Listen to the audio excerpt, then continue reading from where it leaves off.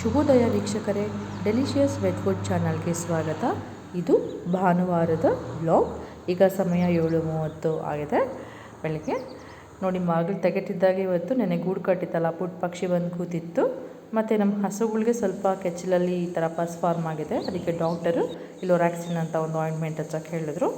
So ಅದನ್ನು ತಂದಿದ್ವಿ ಹಚ್ಚೋಣ ಅಂದ್ಬಿಟ್ಟು. ಮತ್ತು ನಮ್ಮದು ಲವ್ ಬರ್ಡ್ಸ್ ಹಾಕಿದ್ದೀವಿ ಒಂದೆರಡು. ಸೊ ಅದಕ್ಕೆ ಊಟ ಹಾಕೋಣ ಅಂದ್ಬಿಟ್ಟು ಸ್ವಲ್ಪ ಹಂಗೆ ಬಂದ್ವಿ. ಒಂದು ಬೋನಲ್ಲಿ ಹಾಕಿದ್ದೀವಿ ಅದನ್ನು. ಮತ್ತು ಹಾಗೆ ಅದ್ರ ಮುಂದೆ ಇನ್ನೂ ಒಂದು ಸುಮಾರು ಪಕ್ಷಿಗಳು ಬರ್ತಾ ಇರುತ್ತೆ ಅಲ್ಲೇ. ಅದರದ್ದು ಊಟ ಸಜ್ಜೆ ನವಣೆ ಎಲ್ಲ ಹಾಕಿರ್ತೀವಲ್ಲ, ಅದು ತಿನ್ನೋಕ್ಕೆ ಬರ್ತಾ ಇರುತ್ತೆ.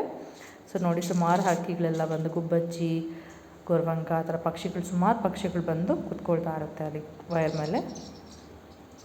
ನೋಡಿ ವೀಕ್ಷಕರೇ, ಮತ್ತು ಇವತ್ತು ಬೆಳಗಿನ ತಿಂಡಿಗೆ ಹೆಸರು ಕಾಳು ಪಲ್ಯ ಮತ್ತು ಚಪಾತಿ ಮಾಡೋಣ ಅಂದ್ಕೊಂಡಿದ್ದೆ. ಸೊ ಅದಕ್ಕೋಸ್ಕರ ನಾನು ಇವಾಗ ಮೊದಲು ಬಾಣಲಿಗೆ ಎಣ್ಣೆ ಹಾಕಿ ಸಾಸಿವೆ, ಉದ್ದಿನಬೇಳೆ, ಕಡಲೆಬೇಳೆ ಮತ್ತು ಹಸಿಮೆಣಸಿನಕಾಯಿ, ಈರುಳ್ಳಿನ ಹಾಕಿದೆ ಇವತ್ತು ನಾನು. ಸೊ ಹೆಸರು ಕಾಳು ಬೇಯಿಸ್ಕೊಂಡಿದ್ದೆ.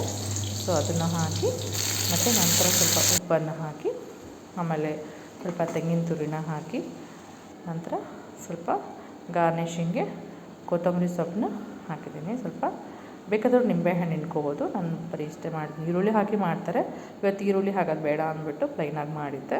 ಸೊ ಚಪಾತಿ ಮತ್ತು ಹೆಸರು ಕಾಳು ಪಲ್ಯ ಮಾಡಿದ್ದೆ. ಹೆಸರು ಕಾಳು ಹುಸ್ಲಿ ಅಥವಾ ಪಲ್ಯ ಅಂತ ಹೇಳ್ತಾರಲ್ಲ, ಅದು ಇವತ್ತಿನ ಬೆಳಗಿನ ತಿಂಡಿಗೆ ಬ್ರೇಕ್ಫಾಸ್ಟಿಗೆ ಮಾಡಿದ್ದೆ ವೀಕ್ಷಕರೇ. Thank you.